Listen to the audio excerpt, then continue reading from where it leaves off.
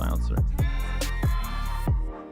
But the Jug to finish it out, he's been like the tried and true when you need somebody who needs to be able to kind of make fights still happen without getting locked down too easily and being forced into some sort of hyper defensive item build. Jug can always kind of itemize in a way where he can use his inherent skill set plus the extra damage from his items to be a factor.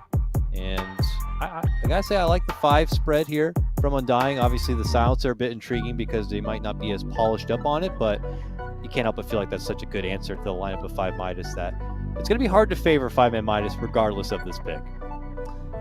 Yeah, I think they need out of this last pick a save of some kind, and I just don't see them being able to do that. And also somebody has high physical damage. So they check one box, which is high physical damage, but they don't have that save, and I think that that's going to be their undoing. Like the combo of a global with Moon jumping in at the same time, it's just going to be devastating. I think that this is going to be a really rough one for 5ManMidas.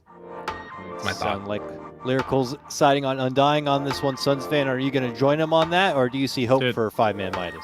I'm in on Core Silencer. I think Undying is going to have a good game. All right, good stuff. Why don't we go ahead and throw it to a real short break, but then we're going to get right back to Lyrical, and God's here to bring you the coverage for game number 2.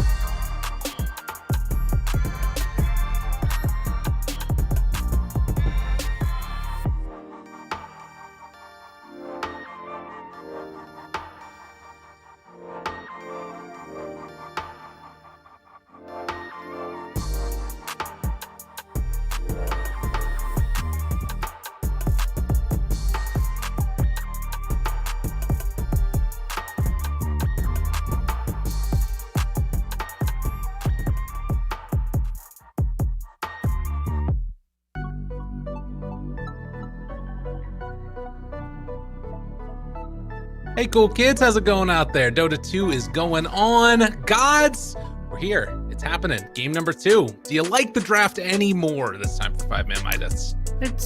It's changed. I like Undying's draft even more, though, is the thing. Not so much in comparison, like, I don't think not because they've massively outdrafted, just because we're seeing some cool different heroes. We get a Silencer picked up as, kind of a counter to Storm as well as Timber.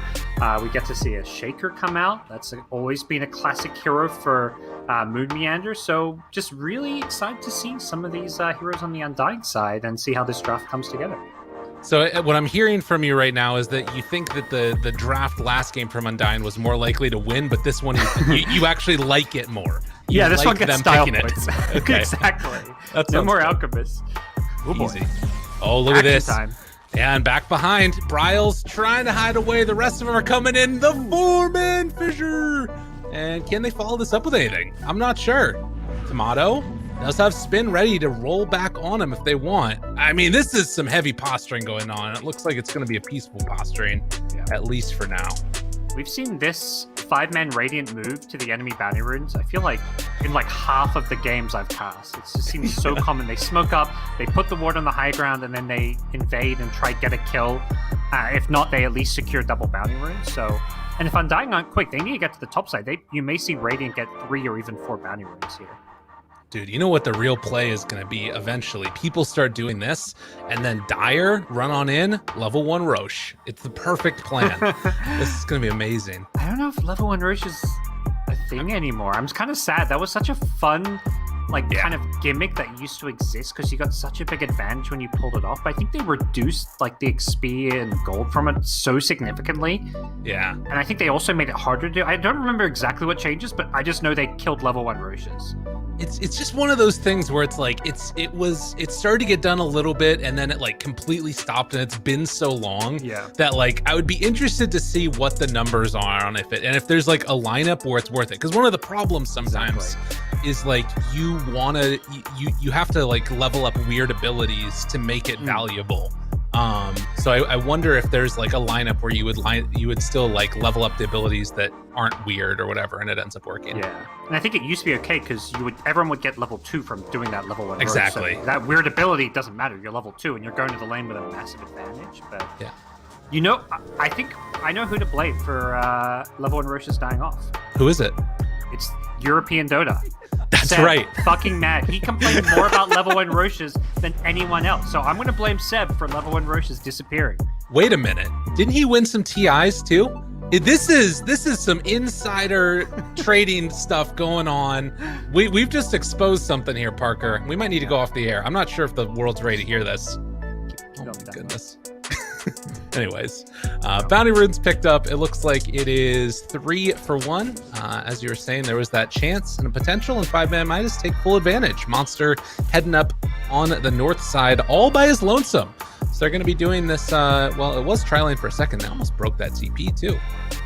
Yeah, both Radiant Wards on these cliffs in pretty good position. Surprised neither has been dewarded yet. But yeah, a good start for 5ManMidas. The triple bounty rune. We're going to see how some of these lanes match up. I think this is going to be a pretty hard Timbersaw game. There's just a lot of pressure coming out from both Enchantress and Juggernaut. Juggernaut having the magic damage from Blade Fury means, you know, early point in Timber Chain is pretty much required. And once again, 5ManMidas double blocking these neutral camps, preventing Ench from getting camps, but Dubu, he came prepared. He says, I don't need enchant. I'm going Impetus level 1. We're not playing with these creeps. Yeah, just trying to get in that early damage onto Monster if possible, and you know, whittle him down the full amount that they possibly can. If they get him low enough before he gets that level 3, I don't know, maybe if they get level 3 beforehand and then you have level 2 spin, there's something they could do. We'll have to watch and see how it works out. As we did see a nice little stat there as well for Moon Meander, playing a whole heck of a lot of dire side Earthshaker apparently in his history. That's where he likes to be. He's had some very memorable, iconic games. I remember the Frankfurt Major on OG when they won their first major. It was the Moon Meander Shaker coming up big there. Down bottom, 5ManMidas looking for an early first blood on the Core Silencer. I'm excited to see a Core Silencer, but I'm also like a little bit, you know, hesitant about how effective it can be for kind of the reason we just saw. If you ever get jumped as a Silencer, you kind of don't have any escape or good defensive measures. Right. That's a big problem when you've got, you know, pretty strong lockdown in the early going. CM taking her 2 first skills in the early going, as Moon is going to be able to push her back. And, you know, I think that there was a lot of people that they remember Core Silencer being played by Iceberg in mid, you know, coming out of the CIS region. But some people forget it was Whisper, South American player who did it in the off lane, as XctN is going to get jumped and eventually whittled down by Tomato. So there is some experience within this region of seeing, or at least this region adjacent, I should say, of you know, Silencer being played in that off lane. And I think a lot of the teams in both North America and South America, they watch Beastcoast and see what they do, because they're very creative and innovative teams. So I think they're one of those teams that will actually occasionally bring in new meta picks. So excited to see Undying give it a go.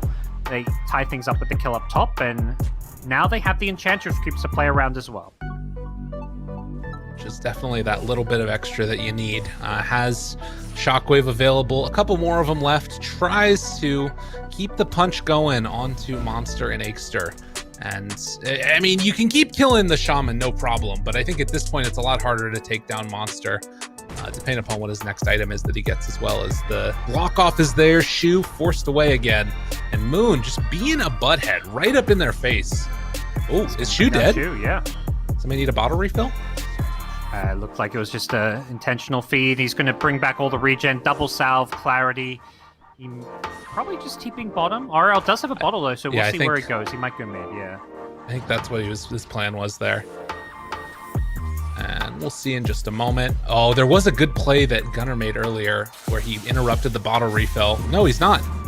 RL instead is going to get gone on a little bit here as Dubu makes the rotation over, trying to shut this down, and gets pulled back in. So Bryle instead gets the bottle refill. It's a haste. He's not going to go for the kill though without the Remnant. Doesn't look like Storm's in too much trouble. But bottom lane, Silencer again getting jumped on. This is kind of why you intentionally feed, because you can come back to lane with full health, full mana, and suddenly you're way stronger. Plus you bring in the extra items and regen for your carry. So he gets that kill because he gave up a kill. And that that was also timed, obviously, with the rotation over mid, trying to make something happen on the Earthshaker as well, who didn't end up getting anything, and Moon now back bottom. But a side pull gets off. This is going to be a wave pushing in towards the Radiant side of the map as Saberlight comes back in. And at least for now, things looking relatively even as we get the first bounty runes coming up in just a moment. Yeah, I think a much more even laning stage compared to the last game, where Alchemist was kind of free farming and the Slardar off lane was having a really rough time. We see Monster's Timbersaw doing well, and that's the big thing. They had a stand-in in that first game. Monster is actually back for game number 2, so they're playing with their full normal lineup now.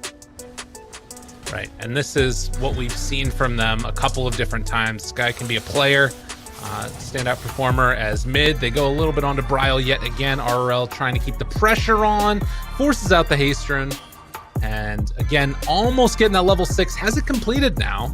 We'll see if he wants to go on him. A couple more seconds until the pull is back up, and they're going to use the bottle. Taunt pulls him in, can jump away if he wants to, or he can go for more. RRL in trouble, and he's going to die. Didn't have anywhere else to go. Yeah, even with the raindrops, there was just too much chase potential with the haste rune. Back at bottom, though, 5ManMidas looking to bounce back. It's Saberlight, who they can't quite bring down, and Moon able to kind of bodyguard. XctN got him there with the shackles afterwards, and Lies, a couple more punches is all they need. Can they do it? He will fall. XctN, the one that gets the final touch, and even breaking a little bit of that extra regen from Saberlight. So forced Lies to TP home. He had a lot of damage coming out on him as Saberlight's looking for some solo kills here. Can't quite bring down the CM. Saberlight just going in 1v3 does actually bring him down. The damage over time is just enough.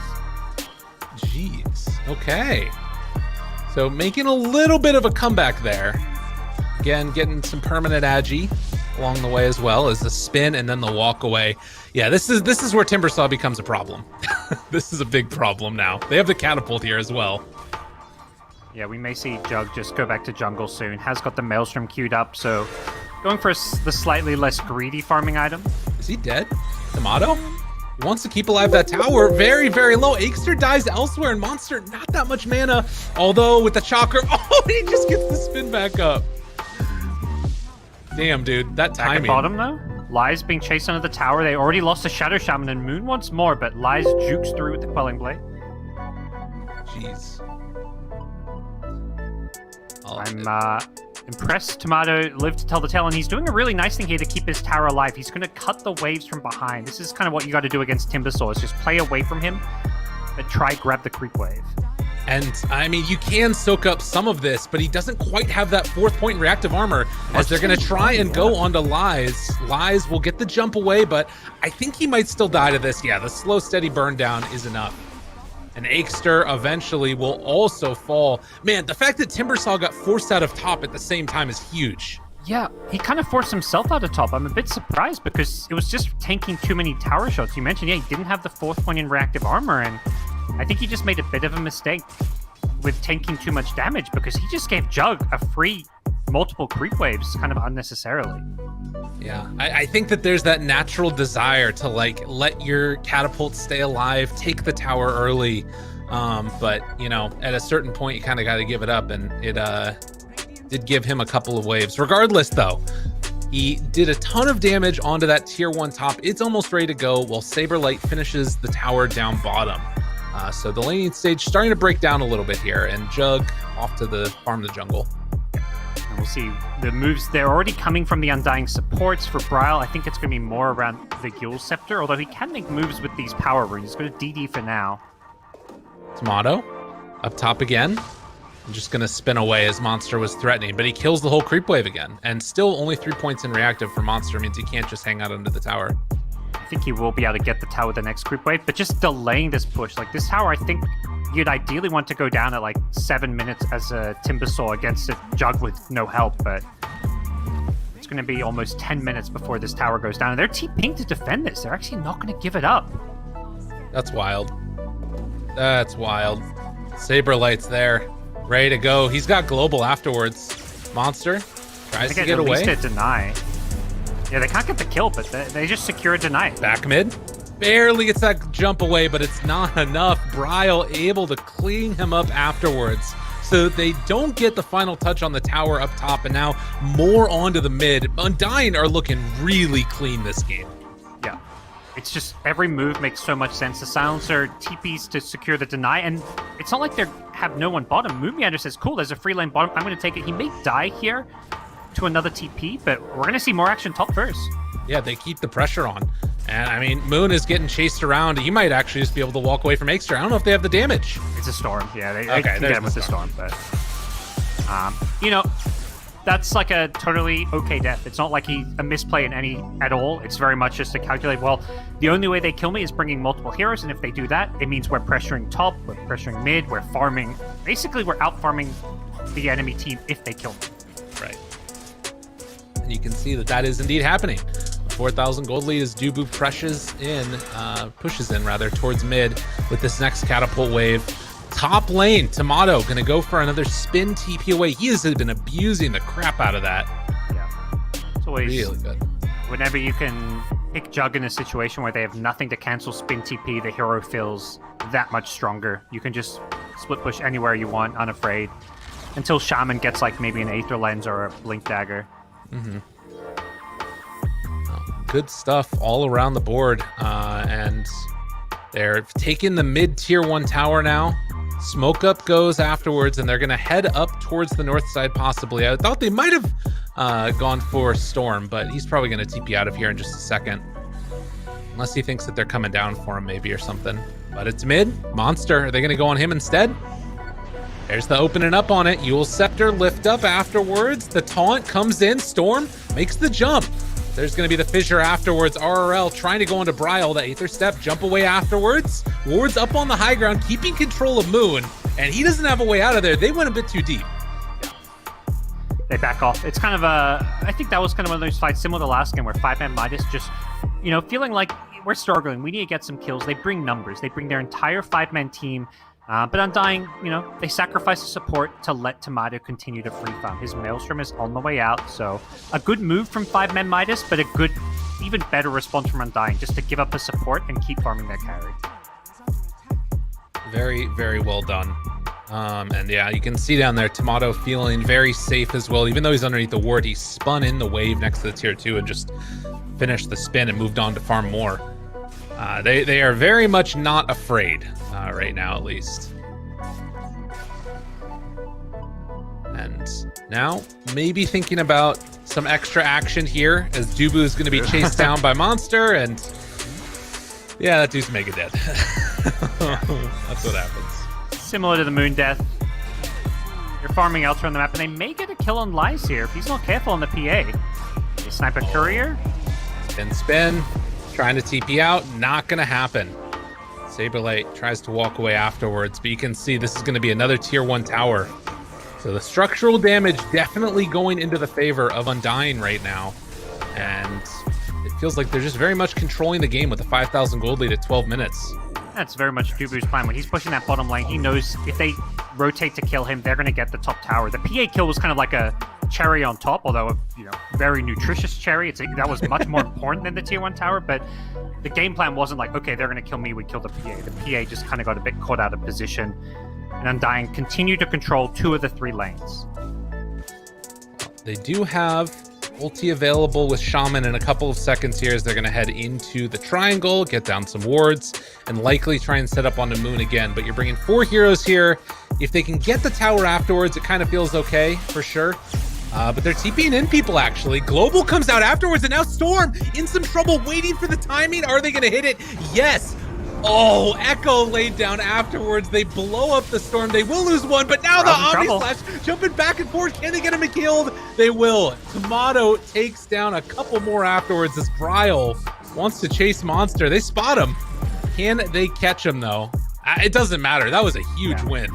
Oh, big defense there. Great timing with the Global Silence, committing the Echo Slam to secure the kills. The Silence were off in a really good hold from Undying to defend their tower, get the kills, and get Tomato even more farm. He comes in for a perfect cleanup. Very, very good stuff. is. You know, the whole tone of this game is just like it's feeling like it's 5ManMidas that now just have to play scared for a while. Like they're queuing up a Battlefield MPA because they feel like they need her to become huge, but it seems like it's going to be a while. We're seeing it's both games where Undying just make these better rotations, and they're just doing a better job of securing free farm for their carry. Like they're basically holding their own in these fights while their carry free farms. On 5ManMidas' side, both games, this on the Wraith King last game, the PA this game, Lies is being pressured while his team can't win fights. Well, that is the signal of a bad time for sure.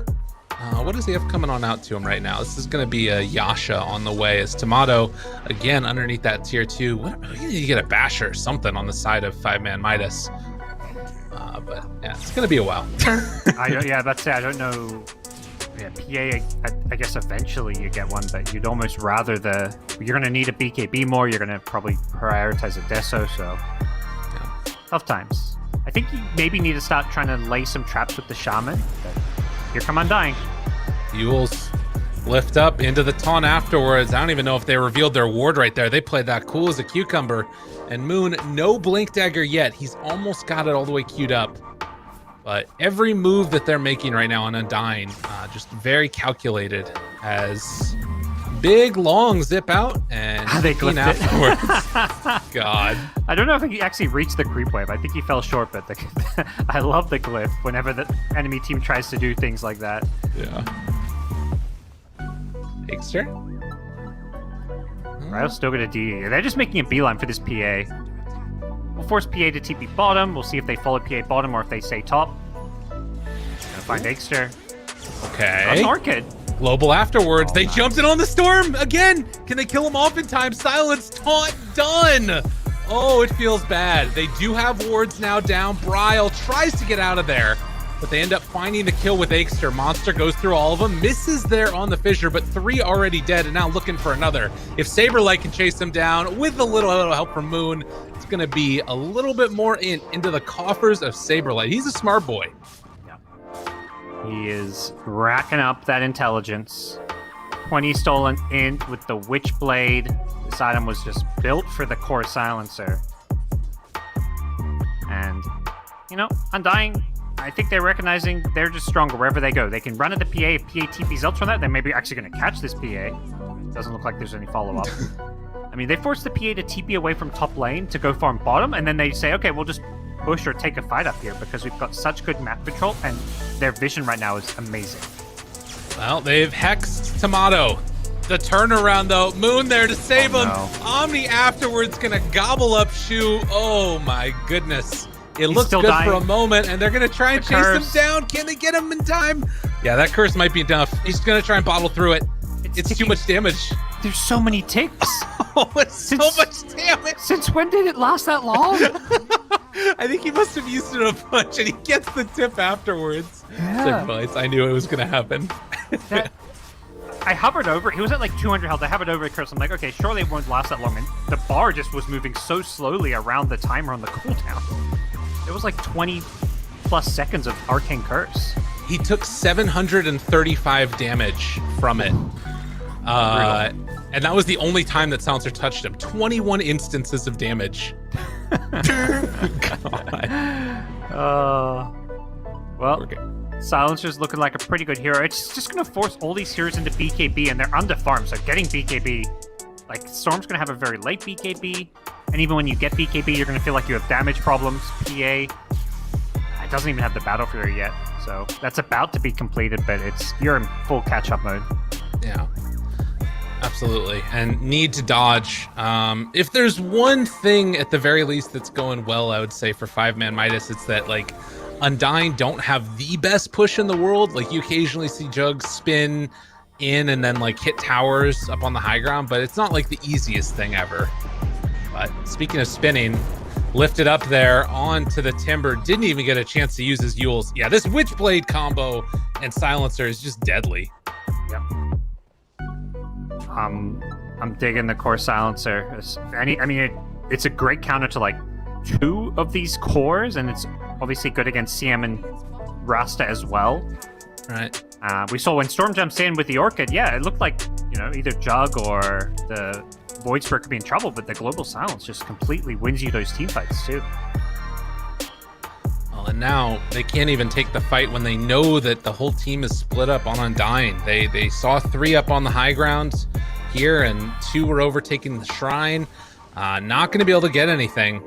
And 5ManMidas just bullied back inside their base. They're doing a good job on Undying, cutting these waves, so they don't really want to straight up go chase heroes around top lane that they feel like they might not catch, so they're going to cut these waves. They will go hunting, though. Brow gets a Yule's off. Oh, and they're going to try and find the silencer, but they got him. And now the chase down. Silence is available. Global comes out, takes down one, going to take down the other. Well, devastating. Saberlights, Mr. Smarty Pants, up to plus 32 int. He just baits that one. Bryl's invis there. He doesn't panic and Yules the Shaman. He waits till he can find the Storm, and with the easy Remnant setup. Yeah, it's tough. Down bottom, Monster's being chased now. That was his Yule's used. Monster gonna try and TP out. Can they do it? Oh, just barely. Barely out of range. He's a lucky boy. 822, and as you said, a lot of int right now on the silencer. 16 of those kills were giving him a little bit of extra smarts, and you know, I wonder if he goes for the 15 talent. Honestly, I think really cool. You know, I think it's the worst talent, but given the state of this game, why not? I think you might. Let him keep on scaling. I mean, the Arcane Curse damage, though, we've seen how many stacks he gets of Arcane Curse damage. I don't know how you can say no to that. That's when you true. saw what it did to the Storm. That's fair. I mean, it's almost a double damage at that point. Yeah, it's pretty insane, that talent. Especially if this game slows down and like 5ManMidas just go into like people like play high ground, just try and farm and split push. You're not getting as many kills, so True. That's where I just feel the permanent insta-steal. If it applied retroactively, then I think it's worth it. But obviously, that would probably also be a bit OP. Yeah, a little bit, just a bit. Oh, double Astral finds his man. Ooh, no, it didn't hit though, but the silence is there afterwards. He stuck around a bit too long. Tries to jump, does get one spin, and the second one, TPing back home. They will find and kill off XctTN, and he did do it. So -4s now instead. All right.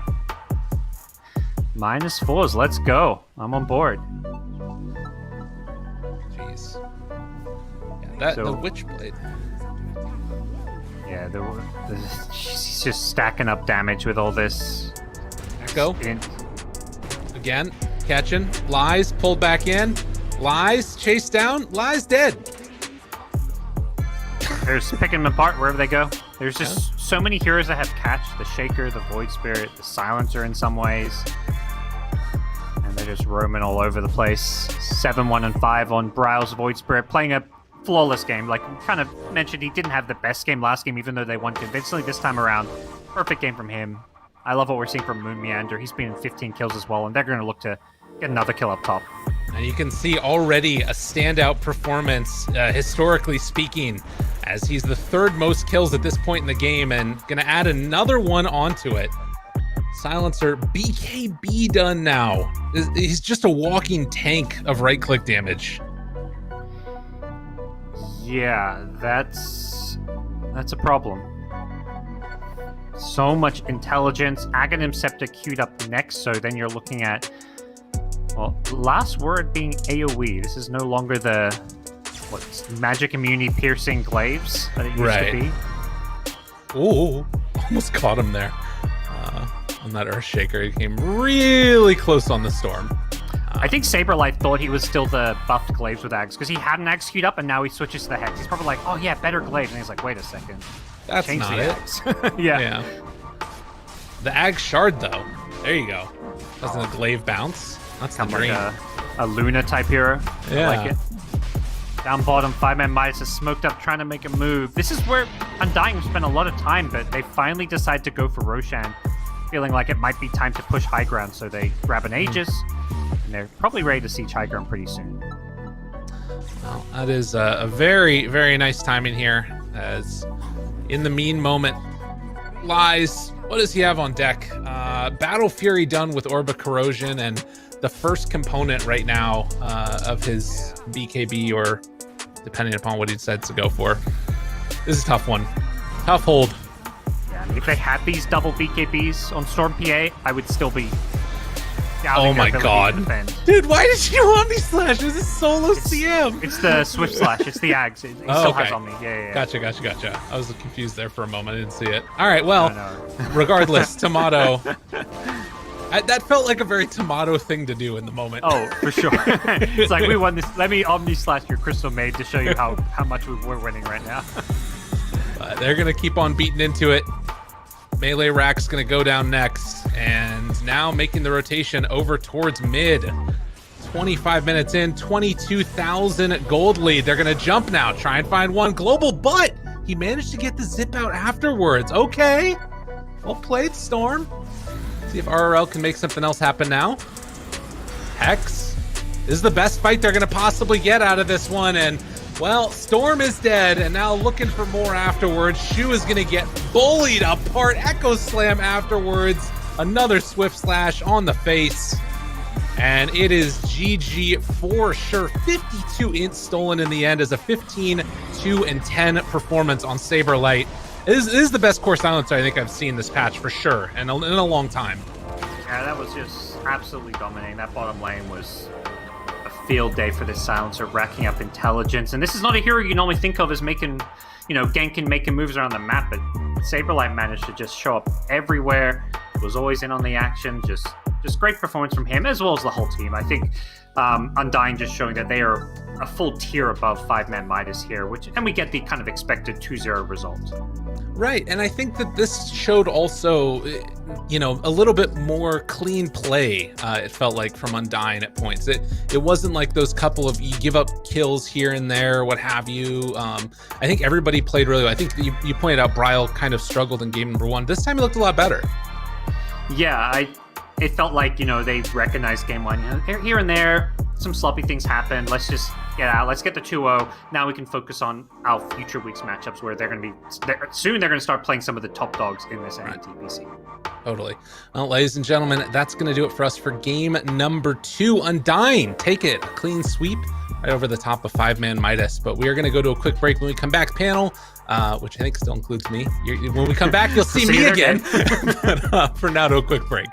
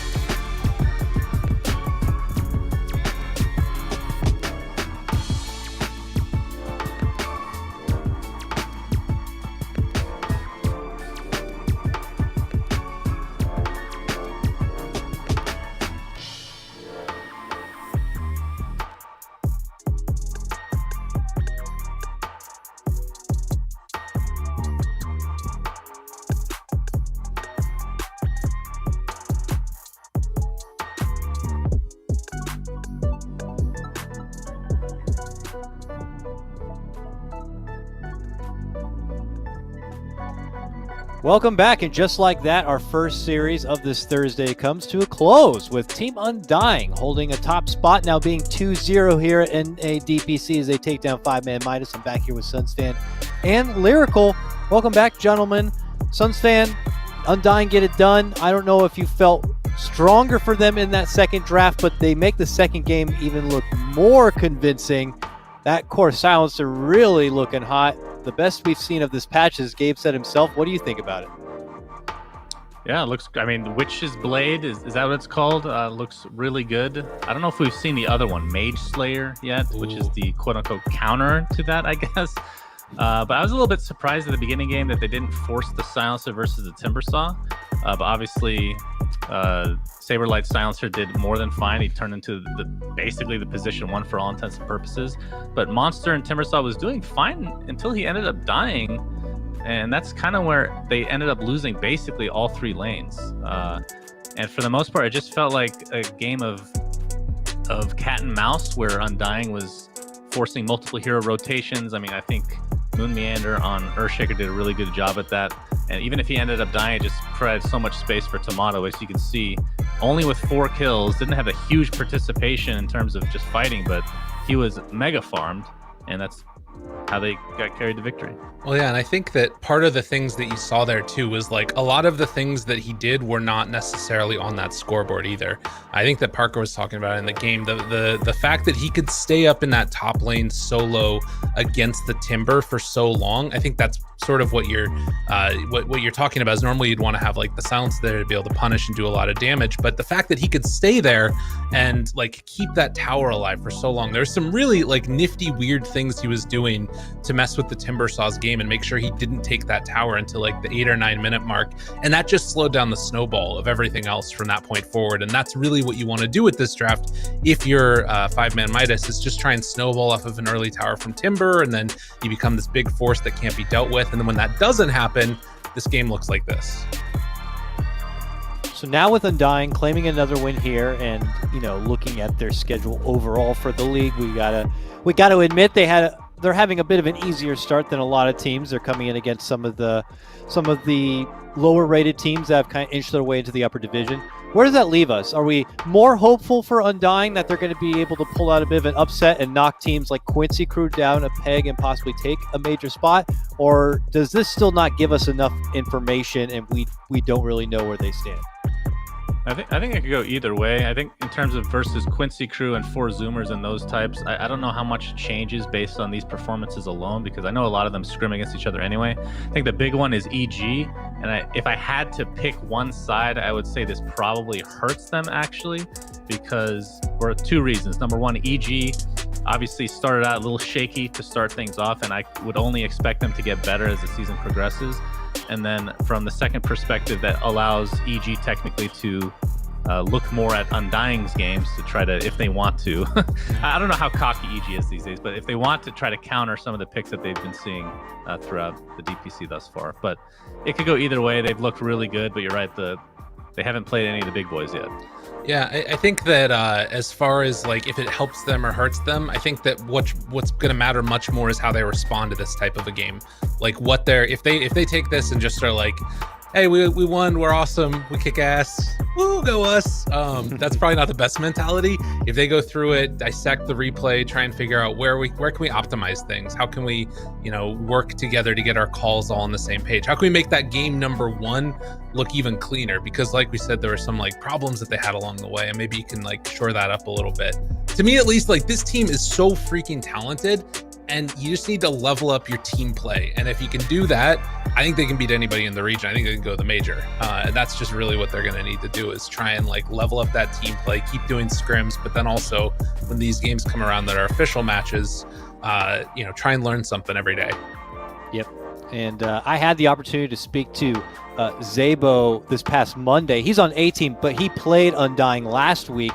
That was their debut match, and they got crushed by Undying. And he said it was a very humbling thing. You feel like you're playing pretty good and you have your draft game plan, but your own personal mechanics can only take you so far. And when the opponent is just that much better, you just kind of feel like your hands are tied and all you can do is get back into practice. So I'm curious if that's how 5ManMidas also feel about this. But yeah, Undying looked like the hot team. I did receive word that next week Undying are going to be playing 2 series. So they're one of the teams that have the 2 series special.